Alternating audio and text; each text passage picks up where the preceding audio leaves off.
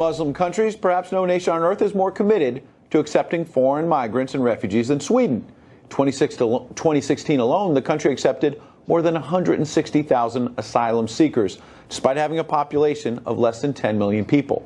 Only 500 of these migrants were able to get jobs in Sweden. But if these arrivals aren't able to work, they're at least able to commit crimes, quite a few of them, in fact. Ami Horowitz is a filmmaker. He went to Sweden to chronicle its refugee experience.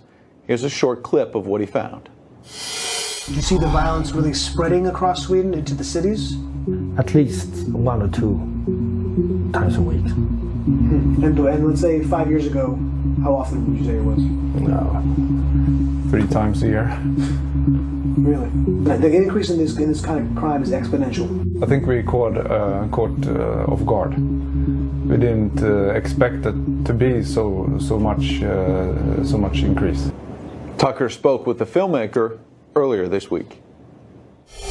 Ami, thanks a lot for coming on. So before you describe what you saw there, give us the overview. What is the justification within Sweden for importing this many migrants from other countries? Why are they doing it? Well, in Sweden's own words, they consider themselves to be a humanitarian superpower, probably the only superpower that they would qualify for. So they feel that it's their moral duty to open their borders to all and any refugees that want to come to them. So you've recently spent time there. Tell me if I'm overstating this. I don't think many people in Sweden think this is working well. Is that fair to say? No, it's not fair to say, actually. In fact, most people that you ask about the refugee crisis, they will say, because the reason why I did the whole thing to begin with, taking a step back, was that there was an absolute surge in both gun violence and rape in Sweden once they began this open door policy. So they know that this crime is happening. They can feel it. The statistics are clear. But they would refer to what is the root cause behind it and say, oh, it's just more, it happened to be more violence. It's men who are raping people, not the refugees. They'll make excuses for it.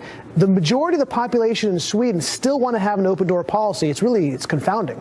Huh, that's remarkable. Now, the statistics on the crime rise that you just referred to, there have been reports in the American press that those statistics are either closely held by the Swedish authorities or they've been manipulated by the Swedish authorities to downplay the role of migrants in those crimes. Is that true?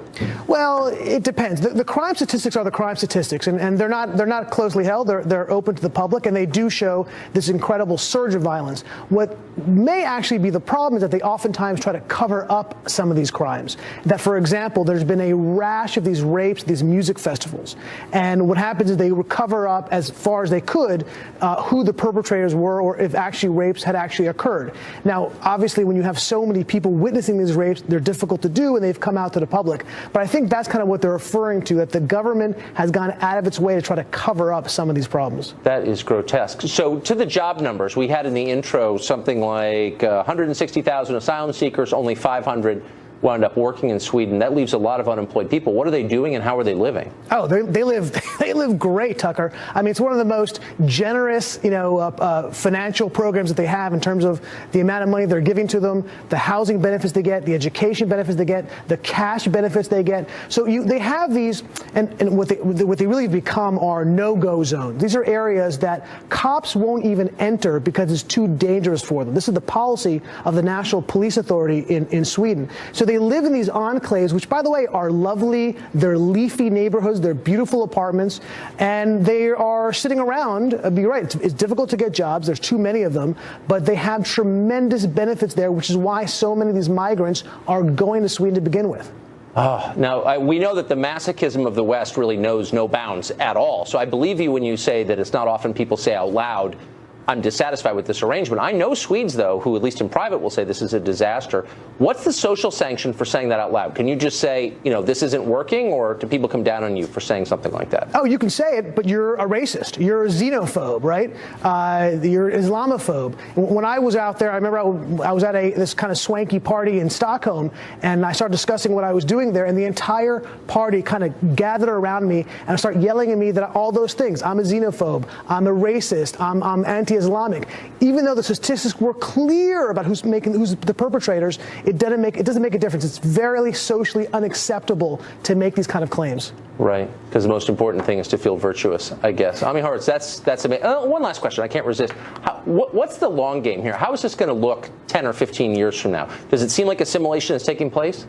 Oh, no, not at all. I mean, we don't have to actually prognosticate on what the long game is. You can look at France and Belgium, because they've been doing it for that period of time for longer. And you can see the social unrest that's going on there, the terrorism that's happening there.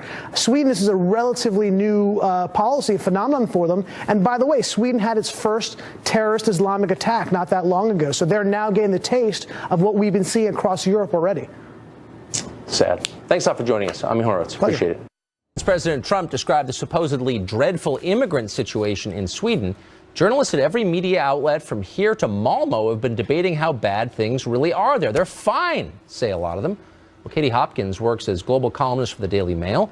Rather than going on Wikipedia or reading some Vox article to learn what to think, as most do, she decided to actually go to the country. She went to Rinkeby in Sweden, in the immigrant-dominated suburb of Stockholm that was torched by rioters last week. What did she find? Katie Hopkins joins us now. Katie, thanks for coming on. First of all, good for you for actually going. You always learn a lot when you get on a plane and go to the site. What did you expect to find, and how did it differ from what you found? You know, I expected to find what a lot of people have been saying. It's like, there's nothing wrong. Sweden's beautiful. I live here. I see none of this. You know, I expected to see the Sweden I imagine from maybe Christmas cards or whatever. But, you know, when I got there, it's a very different story. Within 10 hours of landing, an asylum centre was burnt down, arson suspected. There was a hand grenade planted in a bin. And when I rushed there to find out what had gone on, I was told, well, why politicise this? Journalists are blamed, you know. Why make this a political thing? Why can't it just be a hand grenade in a bin outside a police station and a mosque? And I kind of felt like, oh, who's the mad one here, me or you? And then speaking to the women in particular, there's a much quieter story that's not being told, which is that women are frightened to go out. When I went to Rinkeby in the evening, I was the only female, certainly the only white female. And when I spoke to the ladies, it's because they're terrified of the crime. They're terrified of the gangs. And one particular lady I spoke to, she runs home at night because she's fearful of all the men that gather at night under the bridge where she lives. So they're kept indoors. So it's a really frightening place for a lot of women there particularly. Well, the irony, of course, is that Sweden is the original feminist success story, and its own government describes it that way as the first truly feminist country. And yet you're saying that Swedish women are afraid to go outside? Absolutely, and that was exactly the point that made me kind of mad, you know. I was saying to them, but Sweden's always been the aspiration. You guys have the best maternity leave, the best paternity leave. You're seen as the epitome of a society that's truly evolved. And the funny thing was, after I put up my first article for Mail Online, a lady, a stranger, came over to me in a cafe and she said, you've got to keep going. You've got to keep speaking out on behalf of these women because they have been silenced. And funnily enough, or curiously enough, the lady, let's call her Lucy, that is too scared to go out of her apartment that was broken into last week and she had her car torched, she said she was frightened to have her picture taken because of the feminists. Because if she spoke out, she would be labelled a racist and they would hunt her down. So the feminists are now working against the women of Sweden, and they call them the extremists now. Feminists are the new extremists in Sweden, and they are part of the problem, part of the mafia that are silencing the problem that Trump, thankfully, spoke out about. Yeah, it's not so different here. I mean, our media, as you know, worked feverishly to downplay any reports there might be a problem in Sweden. They're dishonest and politically motivated, so that wasn't surprising. What is surprising is how many Swedes are apparently afraid to say what they really think about what's happening there. Why is that? Absolutely. There's this absolute belief, 80 years of liberal politicians, there's an absolute belief that Sweden is utopia, and that's the only message you can send. There's absolutely mandatory belief in multiculturalism.